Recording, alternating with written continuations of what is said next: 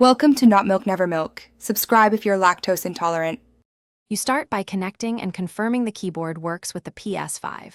Plug in USB or pair Bluetooth, then open Settings Accessories and enable keyboard input. Once done, launch Fortnite and switch the input device in the game's controller/options menu to keyboard. Make sure key bindings are unlocked so you can edit them immediately. This gets you to the first actionable step: gameplay with keyboard recognized by both the console and Fortnite, avoiding wasted time on irrelevant setup. Now customize keybinds so you play efficiently. Go to Fortnite Settings, Input, and pick Keyboard, then map movement, jump, crouch, and building to reachable keys. Once assigned, test those bindings in creative mode to confirm muscle memory and comfort. Make sure to set secondary binds for edit and quick build, because backups prevent losses during fights. Finally, save presets and consider small tweaks to sensitivity and polling assumptions. This reduces fumbling and improves consistency during actual matches.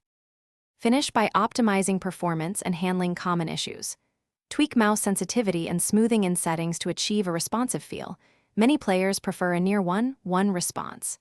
If you experience input lag, move to a different USB port, repair Bluetooth, or swap the wireless dongle to reduce interference. Should keys act up, reset bindings to default and reassign them. Also check keyboard firmware and Ps5 system updates. One troubleshooting tip: test in creative immediately. Thanks for watching. If this was helpful, leave a like and consider subscribing. See you next time.